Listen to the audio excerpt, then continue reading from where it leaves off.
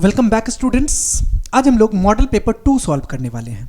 इसके कुछ ऑब्जेक्टिव्स को पिछले वीडियो में सॉल्व कर चुके हैं। अब जो बचे हुए कुछ ऑब्जेक्टिव्स हैं उसको इस वीडियो में सॉल्व करेंगे। क्वेश्चन नंबर 78 में आपसे पूछा गया कि एक ठोस घन जिसका एक किनारा 14 सेंटीमीटर है में से एक अधिकतम आयतन का गोला काटा जाता है तो गोले का आयतन लगभग है। सबसे पहले देखो कि एक ठोस घन से अगर एक गोला काटा जाएगा तो इसका मतलब गोले की त्रिज्या जो है वो घन के किनारे का आधा हो जाएगा। इसका मतलब आपको गोले का त्रिज्या कितना मिल गया, आर कह लो या इसको त्रिज्या कहेंगे। ये आर हमें मिल गया 14 सेंटीमीटर के बराबर। यहां तक कॉन्सेप्ट क्लियर है। हमें पूछा गया गोले का आयतन, गोले का आयतन, और इसके लिए आपको फॉर्मूला पता है 4/3 pi r cube, 4/3 pi r cube. अब वैल्यू पुट कर लो, इसका मतलब आ जाएगा 4/3। सॉरी, यहां पे ये कितना था, ये आपको दिया गया था टोटल 14, तो 14 का आधा होगा त्रिज्या। यहां से कितना मिल जाएगा, 7 सेंटीमीटर का त्रिज्या मिल जाएगा। ये कॉन्सेप्ट क्लियर है। अब यहां पे 14/3 आ जाएगा, इसका मतलब ये 4/3 गुने 22/7 और गुने आर क्यूब कहने का मतलब त्रिज्या कितना है, 7 है, तो इसको आप लिख सकते हो 7 गुने 7 गुने 7। यूनिट क्या दिया गया, सेंटीमीटर, दिया आ जाएगा सेंटीमीटर क्यूब। सॉल्व कर लो, 7 से 7 कट जाएगा, गुना करो, 7 को 7 से गुना करेंगे 49 आएगा और 22 को 4 से गुना करेंगे 88 आएगा। 9 7 39 मतलब 2 9 और 3, तो 2 9 2 11 का 1 कैरी 1, 9 1 10 3 13 का 3 कैरी 1 4 आ जाएगा। इट मींस ये आपको आ गया 4312 और बट्टा 3 सेंटीमीटर क्यूब। अब इसको सॉल्व करो 3 से भाग करके, 3 से भाग करेंगे 3 एकम 3, 1 4 3, 3 चौका 12, 1 13 1, 3 3 9, 2 11 2, 3 7 21। यहां से कितना मिल गया, 1437 सेंटीमीटर क्यूब। और ये लगभग, क्योंकि एग्जैक्ट तो नहीं कटा। यहां से देखो कि 1437 सेंटीमीटर क्यूब ये आपको दिया गया विकल्प 2 में। इसका मतलब 78 का सही आंसर विकल्प 2 हो जाएगा। ओके, अब हम लोग चलते हैं अगले क्वेश्चन की ओर। अगले क्वेश्चन में आपसे पूछा गया कि किसी गोले का वक्र पृष्ठ 144 पाई सेंटीमीटर स्क्वायर है तो उसकी त्रिज्या है। अब आपको यह पता होना चाहिए कि गोले का वक्र पृष्ठ हमें दिया गया है कितना, तो 144 पाई। तो गोले का वक्र पृष्ठ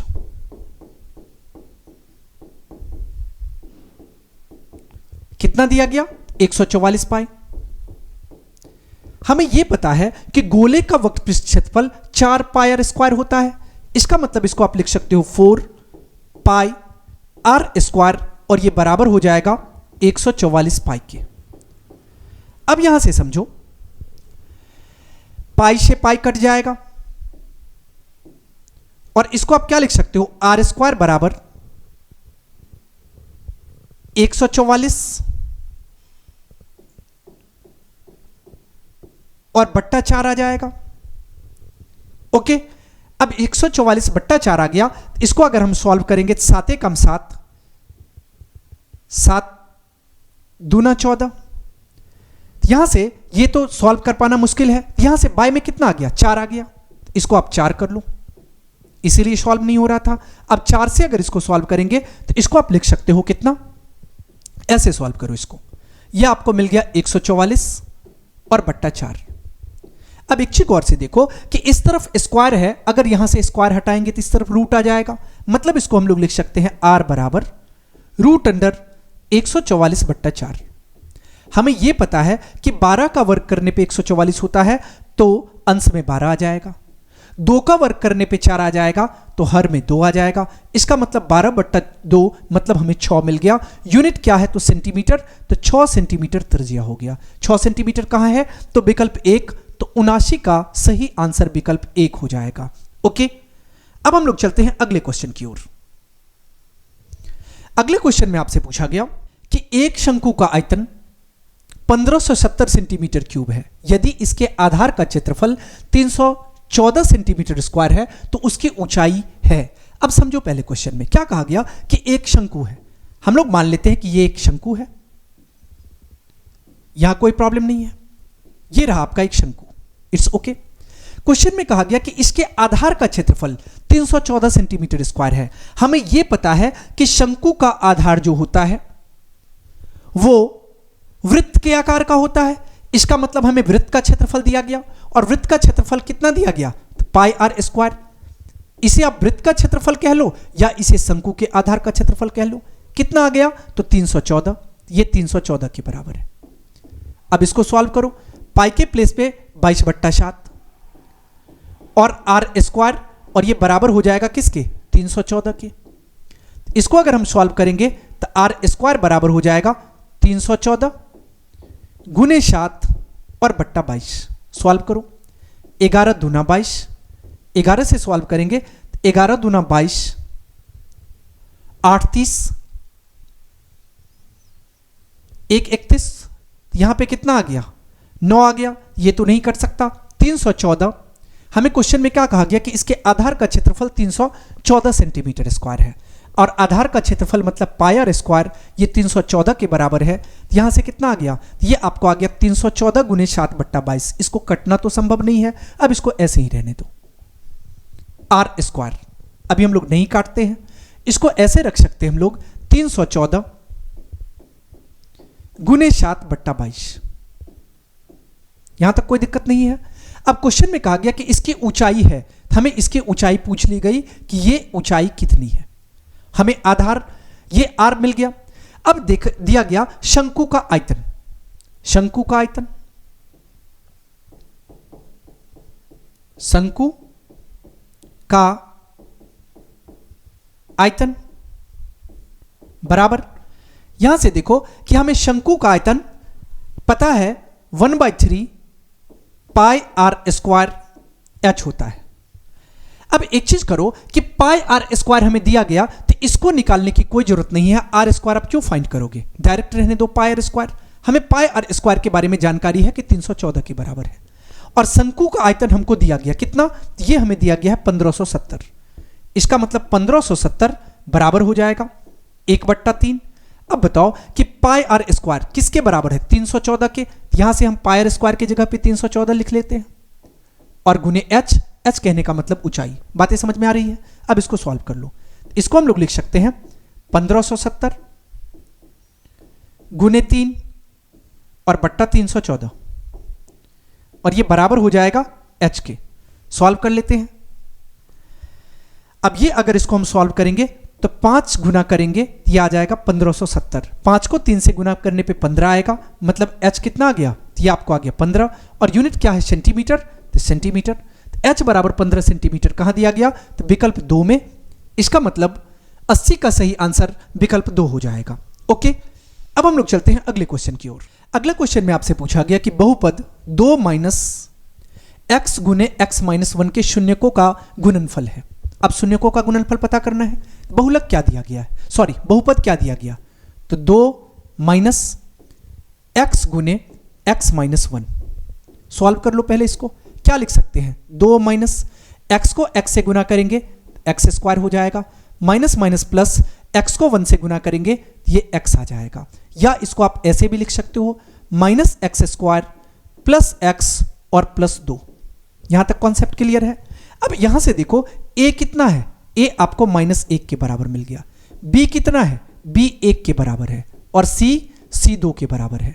अब हमें पूछा गया शून्यकों का गुणनफल। इसका मतलब अल्फा इंटू बीटा, यही हो गया शून्यकों का गुणनफल। और इसका फॉर्मूला क्या होता है? c/a। फॉर्मूला क्या होता है? c/a। इसका मतलब c के प्लेस पे 2 है और a के प्लेस पे -1 है, या आप इसको लिख सकते हो -2। -2 कहां दिया गया? तो विकल्प 1 में, मतलब 81 का सही उत्तर विकल्प 1 हो जाएगा। बातें समझ में आ रही है? अब हम लोग चलते हैं अगले क्वेश्चन की ओर। अगला क्वेश्चन में पूछा गया कि यदि अल्फा बीटा बहुपद x² - 4x + 3 के मूल हैं तो 3 अल्फा + 3 बीटा का मान निम्न में से कौन सा है? अब देखो, इसको सॉल्व करने का 2 तरीका। एक तो आप गुणनखंड विधि से अल्फा बीटा पता कर सकते हो, और दूसरा फॉर्मूला यूज करके पहले d निकाल के फिर अल्फा बीटा का फॉर्मूला यूज करके आप अल्फा बीटा निकाल सकते हो। जो प्रोसेस आपको आसान लगे उसको यूज करो। हम लोग यहां पे ऑब्जेक्टिव सॉल्व कर रहे हैं तो इजी प्रोसेस से बढ़ते हैं। हमें दिया गया है x² - 4x और +3। गुणनखंड विधि से सॉल्व करो। 3 एक कम 3, मतलब इसको लिख सकते हैं x square minus 3x minus x और प्लस 3। यहां से आप x कॉमन ले लो, x कॉमन लेंगे तो ये x माइनस 3 हो जाएगा। -1 कॉमन ले लो तो यह आ जाएगा x माइनस 3। यहां से एक फैक्टर आपको निकल के आ गया x माइनस 3 और दूसरा फैक्टर निकल के आ गया x माइनस 1। जब हम लोग x माइनस 3 को 0 के बराबर करेंगे तो यहां से x कितना आ गया, 3 के बराबर। जब हम लोग x माइनस 1 को 0 के बराबर करेंगे तो x कितना आ गया, 1 के बराबर। इसका मतलब समझो कि हमें अल्फा और बीटा मिल गया। अल्फा कितना मिल गया, अल्फा 3 के बराबर मिल गया। बीटा कितना मिल गया, तो बीटा 1 के बराबर मिल गया। और हमें क्वेश्चन में क्या पूछा गया, क्वेश्चन में पूछा गया 3 अल्फा और प्लस 3 बीटा पता करने। इसको आप क्या लिख सकते हो, 3 गुने अल्फा की जगह पे 3 है, प्लस 3 गुने बीटा की जगह पे 1 है। 3 को 3 से गुना करेंगे 9 आएगा, 3 को 1 से गुना करेंगे 3 आएगा, 9 में 3 जोड़ने पे 12 आएगा। मतलब आपका सही उत्तर 12 होना चाहिए। 12 कहां दिया गया, विकल्प 1 में, तो 82 का सही उत्तर विकल्प 1 हो जाएगा। बातें समझ में आ गई। अब हम लोग चलते हैं अगले क्वेश्चन की ओर। अगले क्वेश्चन में आपसे पूछा गया कि द्विघात बहुपद x गुने 2x माइनस 5 माइनस 3 के शून्यक का योग क्या होगा। पहले इस क्वेश्चन को समझो। बहुपद हमें दिया गया x गुने 2x माइनस 5 और माइनस 3। सॉल्व कर लो। 2x को x से गुना करेंगे 2x स्क्वायर, माइनस 5 को x से गुना करेंगे 5x और माइनस 3 आ जाएगा। हमें यह पता है कि x स्क्वायर का गुणांक a कहलाता है। यहां से आपको a कितना आ गया, 2 के बराबर। x का गुणांक b कहलाता है, b कितना आ गया, -5 के बराबर। कांस्टेंट टर्म c कहलाता है, c कितना आ गया, -3 के बराबर। हमें क्वेश्चन में क्या पूछा गया, शून्यकों का योग। शून्यकों का योग कहने का मतलब अल्फा प्लस बीटा, और हमने फॉर्मूला याद कर रखा है, अल्फा प्लस बीटा का फॉर्मूला -b/a होता है। अब -b कहने का मतलब यह आ जाएगा -5 और बट्टा a की जगह पे 2 आ जाएगा, तो माइनस माइनस प्लस यह आ जाएगा 5। 5/2 आपका सही आंसर होगा। 5/2 कहां दिया गया, तो विकल्प 4 में। इसका मतलब 83 का सही उत्तर विकल्प 4 हो जाएगा। ओके, अब हम लोग चलते हैं अगले क्वेश्चन की ओर। अगले क्वेश्चन में आपसे पूछा गया कि निम्नलिखित में से कौन बहुपद है। अब बहुपद कहने का मतलब ax square plus bx plus c के फॉर्मेट में होना चाहिए। अब यहां पे देखो कि रूट के अंदर x आ गया, इसका मतलब x का पावर -1 हो जाएगा। यह कभी बहुपद नहीं हो सकता। यहां पे भी x का पावर 1/2, यहां पे x का पावर 3/2 दिया गया, यह भी कहीं बहुपद नहीं हो सकता। यहां पे भी 1/√x दिया गया है, यह भी नहीं हो सकता। अब देखो यहां पे रूट 2x स्क्वायर है, 3√3x है और रूट 6 है, इसका मतलब यह बहुपद हो सकता है। यही बहुपद है, इसका मतलब सही उत्तर क्या हो जाएगा, तो विकल्प 4 हो जाएगा। ओके, अब हम लोग चलते हैं अगले क्वेश्चन की ओर। अगला क्वेश्चन में आपसे पूछा गया यदि 2x प्लस 3y बराबर 12 और 3x माइनस 2y बराबर 5 है, तब हमें पूछा गया x बराबर 2 और y बराबर 3। अब देखो इसको निकालने का एक तो डायरेक्ट प्रोसेस है कि हम लोग इसको सॉल्व करके आंसर तक पहुंच जाएं। दूसरा प्रोसेस इसका यह है कि हम लोग वैल्यू पुट करके देख ले। दोनों प्रोसेस से देख लेते हैं। यहां पे देखो पहले समीकरण 1 क्या है, तो 2x प्लस 3y और ये बराबर दिया गया 12 के, इसको आप मान लो समीकरण 1। दूसरा हमें पता है 3x माइनस 2y बराबर 5 के, इसको आप मान लो समीकरण 2। अब इसको गुना कर लो 2 से और इसको गुना कर लो 3 से। गुना करेंगे 2 दूना 4x प्लस 3 दूना 6y बराबर 12 दूना 24। 3 तिया 9x माइनस 3 दूना 6y बराबर 5 तिया 15। अब दोनों को जोड़ लो, ये कट जाएगा। 9 और 4 13, 13x बराबर हो जाएगा 5 4 9, 2 1 3, x बराबर निकल जाएगा 39/13। 13 एकम 13, 13 तिया 39, मतलब x 3 के बराबर आ गया। अब x का मान किसी एक समीकरण में रख लो। अगर x का मान किसी एक समीकरण में रखेंगे, इसका मतलब 2 गुने 3 और प्लस 3y ये बराबर हो जाएगा किसके, 12 के।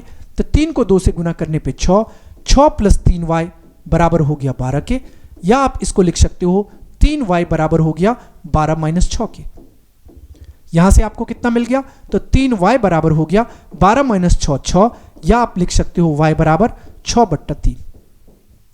3 एकम 3, 3 दूना 6। अब देखो हमें x 3 के बराबर आ गया और y 2 के बराबर आ गया। अब देखो कि x 3 y 2 कहां है, तो x3 और y2 ये हमें विकल्प 2 में दिया, विकल्प 3 में दिया गया, इसका मतलब 85 का सही उत्तर विकल्प 3 हो जाएगा। ओके, अब दूसरा तरीका ये था कि हम लोग बारी बारी से x और y का वैल्यू इसमें रख के देखते और जो 0 के बराबर आ जाता वही x और y का वैल्यू होता। जैसे आप चेक करके देखो, यहां पे 3 पुट करेंगे कितना आ जाएगा, 3 दूना 6। y के जगह पे 2 पुट करेंगे, 3 दूना कितना आ जाएगा, 6। 6 और 6 कितना आ गया, 12, और 12 12 के बराबर हो गया, इसका मतलब ये सही हो गया। इसी तरह से आप ये वैल्यू यहां पुट करके देखो, ये 5 के बराबर आ जाएगा। ओके, ये आपका कॉन्सेप्ट क्लियर हो गया। अब हम लोग चलते हैं अगले क्वेश्चन की ओर। अगला क्वेश्चन में आपसे पूछा गया कि समीकरण युग्म x प्लस 2y प्लस 5 बराबर 0 तथा minus 3x minus 6y plus 1 बराबर 0 के हल हैं। अब कैसे पता चलता है, हमें सबसे पहले यह पता होना चाहिए कि a1 बाई a2 अगर b1 बाई b2 के बराबर ना हो तो इसका एक और केवल एक हल, जिसको हम लोग अद्वितीय हल कहते हैं। इसके बाद a1 बाई a2 बराबर हो जाए b1 बाई b2 और वो बराबर हो जाए c1 बाई c2 के, तो ऐसे कंडीशन में अनगिनत हल होंगे। और a1 बाई a2 बराबर b1 बाई b2 और वो बराबर नहीं हो c1 बाई c2 के, ऐसे कंडीशन में कोई हल नहीं होगा। अब यहां से चेक करना होगा पहले a1 a2 को। अब देखो कि इसको आप क्या लिख सकते हो, ये आपको a1 कितना दिया गया, a1 हमें दे रखा है 1 के बराबर, b1 कितना दिया गया 2 के बराबर, और c1 कितना है, c1 5 के बराबर। इसके बाद a2 कितना है, a2 माइनस 3 के बराबर, b2 कितना है, b2 माइनस 6 के बराबर, और c2 कितना है, c2 1 के बराबर है। पहले चेक करो a1 by a2, a1 by a2, a1 by a2 कहने का मतलब 1 बट्टा माइनस 3, या आप इसको माइनस 3 कह सकते हो। इसके बाद b1 by b2, b1 by b2 कहने का मतलब 2 बट्टा माइनस 6, 2 एकम 2, 2 तिया 6, इसको आप लिख सकते हो 1 बट्टा माइनस 3, या इसको आप माइनस 3 लिख सकते हो। अभी तक तो दोनों बराबर आ रहा है। अब तीसरा चेक करना होगा, it mean c1 by c2, c1 by c2, c1 की जगह पे 5 है और c2 की जगह पे 1 है, तो 5 बट्टा 1 मतलब 5 आ गया। कंक्लूजन क्या निकला, कंक्लूजन ये निकला कि a1 बट्टा a2 बराबर है b1 बट्टा b2 के, और ये बराबर नहीं है c1 बट्टा c2 के। ऐसे कंडीशन में आप क्या कह सकते हो कि कोई हल नहीं होगा। अब कोई हल नहीं होगा तो किस में दिया गया, ये हमें विकल्प 3 में दिखाई दे रहा है, इसका मतलब 86 का सही उत्तर विकल्प 3 हो जाएगा। ओके, अब हम लोग चलते हैं अगले क्वेश्चन की ओर। अगले क्वेश्चन में आपसे पूछा गया, यदि समीकरण kx माइनस 5y बराबर 2 तथा 6x प्लस 2y बराबर 7 के कोई हल ना हो तो। अब कोई हल ना हो तो आपको कंडीशन पता है क्या होगा, अभी हम प्रीवियस क्वेश्चन में आपको बताए हैं। तब a1 बट्टा a2 बराबर होगा b1 बट्टा b2 के, और ये बराबर नहीं होगा c1 बट्टा c2 के। ये केस कब किसके लिए है, तो जब कोई हल ना हो तो। यहां से आप समझो कि अगर इसको हम लोग सॉल्व करेंगे तो इसको क्या लिख सकते हैं, kx माइनस 5y माइनस 2 बराबर 0, और इसको लिख सकते हैं 6x प्लस 2y माइनस 7 बराबर 0। यहां से a1 कितना आ गया, a1 के बराबर, b1 कितना आ गया माइनस 5 के बराबर, c1 कितना आ गया माइनस 2 के बराबर, a2 कितना आ गया 6 के बराबर, b2 कितना हो गया 2 के बराबर, और c2 कितना है माइनस 7 के बराबर। अब समझने की कोशिश करो, हमें क्या पता है a1 बट्टा a2 बराबर होगा b1 बट्टा b2 के, यहां से a1 बाई a2 और ये बराबर होगा b1 बाई b2 के। अब a1 के जगह पे कितना है k बट्टा 6, b1 के जगह पे कितना है माइनस 5, तो माइनस 5 बट्टा 2। अब इसको आप सॉल्व कर लो, इसको आप क्या लिख सकते हो, k बराबर माइनस 5 गुने 6 और बट्टा 2, 2 एकम 2, 2 तिया 6, यहां से कितना आ गया 5 तिया 15, तो माइनस 15 आ गया।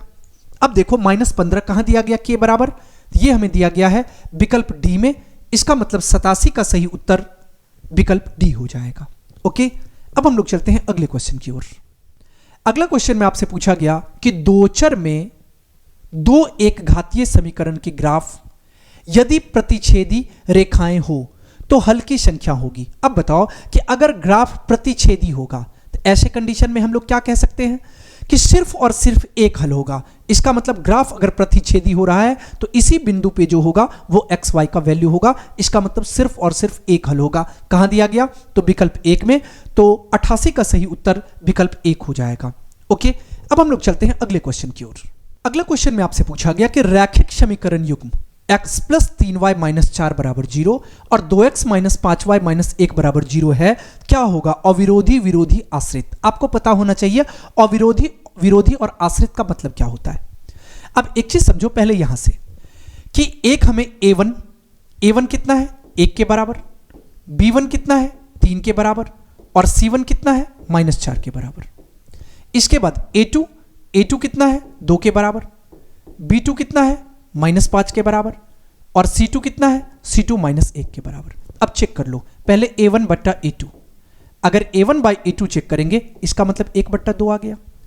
इसके बाद b1 बाई b2 कितना आ गया? ये आपको आ गया 3 बट्टा -5, या आप इसको लिख सकते हो -3 बट्टा 5। अब आपको c1 चेक करने की जरूरत नहीं है। कंक्लूजन क्या निकला? कंक्लूजन ये निकला कि a1 बट्टा a2 ये बराबर नहीं है b1 बट्टा b2 के, और a1 बट्टा a2 अगर बराबर नहीं हो b1 बट्टा b2 के तो ऐसे कंडीशन में क्या होता है? एक और केवल एक हल होता है, और एक और केवल एक हल को हम लोग क्या कहते हैं? उसको हम लोग अविरोधी कहते हैं। अविरोधी कहां आ जाएगा? ये विकल्प एक में है। बातें समझ में आ गई? तो सही उत्तर विकल्प एक हो जाएगा। ओके, अब हम लोग चलते हैं अगले क्वेश्चन की ओर। अगला क्वेश्चन में आपसे पूछा गया कि यदि दो चर में दो रैखिक समीकरण के हल अनंत हो तो उसके आलेख होंगे। अब बताओ कि अनंत हल होंगे तो क्या होता है? हमें यह पता है कि अनंत हल में समपाती होता है, मतलब दोनों रेखा एक दूसरे के ऊपर जा रहा होता है, मतलब ऐसा होता है। इसको हम लोग क्या कहते हैं? समपाती कहते हैं। समपाती कहां दिखाई दे रहा है? विकल्प 3 में। तो 90 का सही उत्तर विकल्प 3 हो जाएगा। ओके, अब हम लोग चलते हैं अगले क्वेश्चन की ओर। अगला क्वेश्चन में आपसे पूछा गया कि निम्नलिखित में से कौन सा अपरिमेय नहीं है। इसका मतलब अपरिमेय नहीं है कहने का मतलब परिमेय है, और परिमेय है कहने का मतलब जिसे P बट्टा Q के रूप में लिखा जा सकता है। अब इसको सॉल्व करो। ये क्या दिया गया? आपको दिया गया √64 और बट्टा √81। 9 में 81, 9 आ गया, तो मतलब देखो 8 बट्टा 9 आ गया। इसका मतलब आप कह सकते हो कि ये इट मींस विकल्प 1 जो है वो एक अपरिमेय संख्या नहीं है, अर्थात परिमेय संख्या है। 91 का सही उत्तर विकल्प 1 हो जाएगा। आप चाहो तो ऑप्शन 2, 3 को भी देख सकते हो। 2√3, रूट के अंदर 3 आ गया, नहीं हो सकता है परिमेय। इसको भी नहीं लिख सकते और इसको भी नहीं लिख सकते। इसका मतलब सही उत्तर विकल्प 1 हो जाएगा। अब हम लोग चलते हैं अगले क्वेश्चन की ओर। अगला क्वेश्चन में आपसे पूछा गया कि 5, 15, 20 के लॉसो और मौसो का अनुपात है। पहले लॉसो और मौसो निकाल लो। हम लोग अभाज्य गुणनखंड विधि से लॉसो और मौसो निकालते हैं। अब देखो 5 को क्या लिख सकते हो? इसको लिख सकते हो 1 गुने 5। 15 को क्या लिख सकते हो? इसको लिख सकते हो 3 गुने 5। और 20 को क्या लिख सकते हो? इसको लिख सकते हो 2 दूना 4 पंचे 20, मतलब 2 गुने 5। हमें क्या निकालना है? लॉसो। किसका? तो 5, 15, 20 का। अब हमें पता है कि लॉसो का रूल क्या कहता है। लॉसो में हमें यह पता है जो उभयनिष्ठ हो अर्थात कॉमन हो उसको लेते हैं। यहां से कॉमन 5 है, 5 को ले लो, और इसके अलावा जो बचता है उसको भी लेते हैं। तो इसका मतलब कितना आ गया? इसको पहले ऐसे समझ लो, इसको 5 लिख सकते हो, इसको आप 3 गुने 5 लिख सकते हो, और इसको आप 2 का स्क्वायर और गुने 5 लिख सकते हो। ओके, तो हमने कॉमन जो था तीनों में, इसका मतलब इसके पास भी 5, इसके पास भी 5 और इसके पास भी 5, हमने 5 ले लिया। अब जो बचा हुआ उसमें ज्यादा पावर वाला लेते हैं। तो इसके बाद हमें 3 मिल गया तो 3 ले लो, और इसके बाद 2 का पावर 2 मिल गया जिसको हम लोग 2 गुने 2 कह सकते हैं। गुना करो, कितना आ जाएगा? 5 तिया 15 दूना 30 और 30 दूना 60, हमें लॉसो 60 मिल गया। अब मौसो निकाल लो। महत्तम समापवर्तक किसका? 5, 15 और 20 का। हमें यह पता है कि मौसो क्या होता है? जो तीनों में कॉमन हो वही मौसो होता है, और कॉमन में भी जो सबसे कम पावर वाला हो वही मौसो होता है। इसका मतलब यहां पे क्या आ जाएगा? 5 आ जाएगा। हमें क्या पूछा गया क्वेश्चन में? लॉसो और मौसो का अनुपात निकालो। तो यहां से हम लोग अनुपात निकालते हैं, लॉसो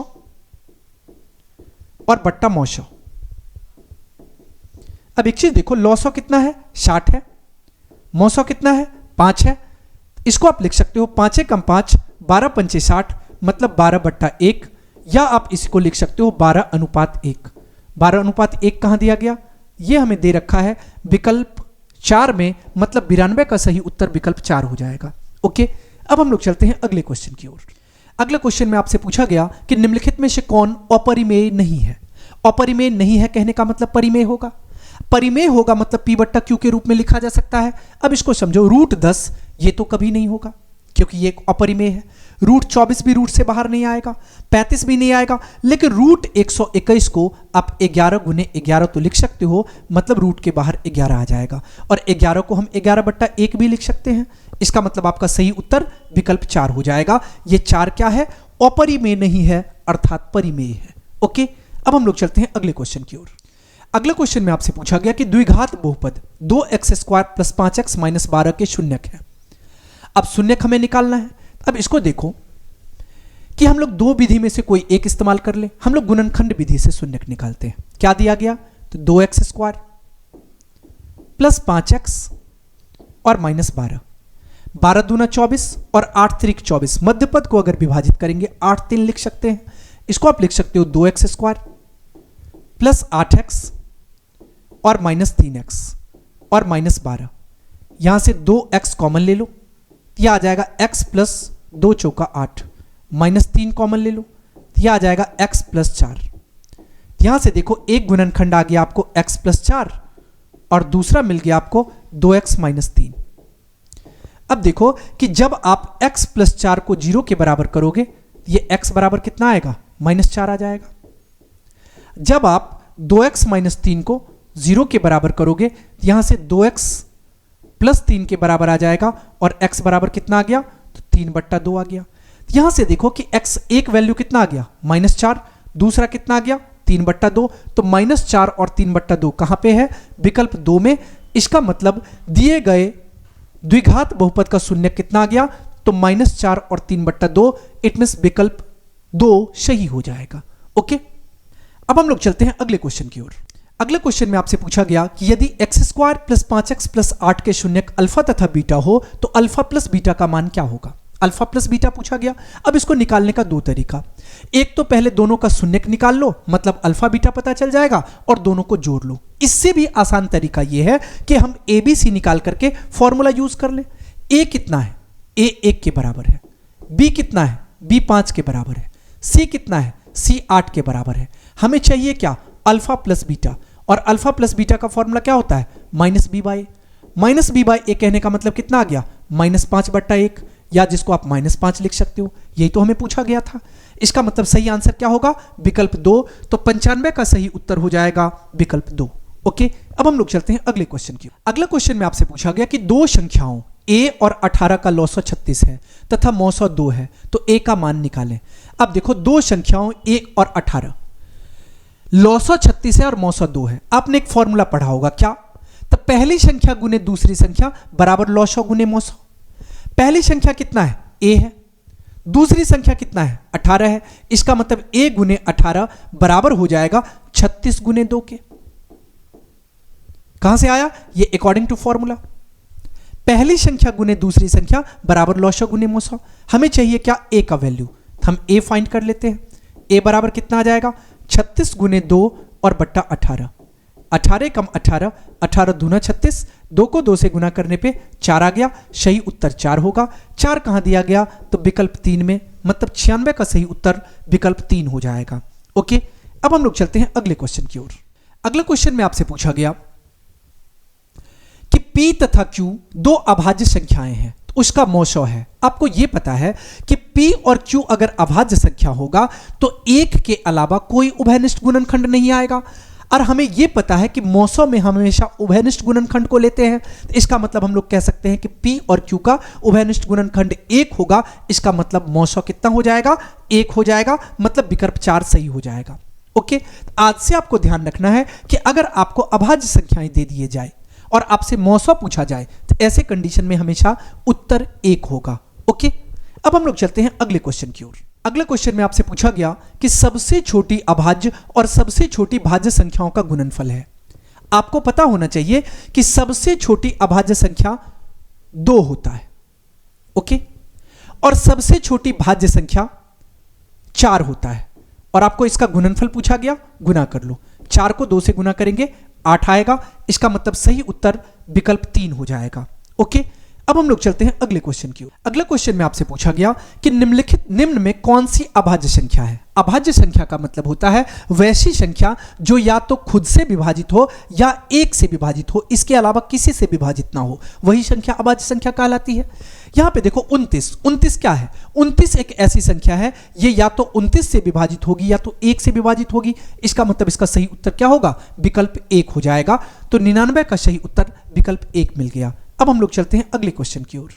अगले क्वेश्चन में आपसे पूछा गया 3.27 है, क्या है? हमें यह पता है कि जब 2 के ऊपर रेकरिंग लगा हुआ है क्या होगा? ये एक परिमेय संख्या होगा।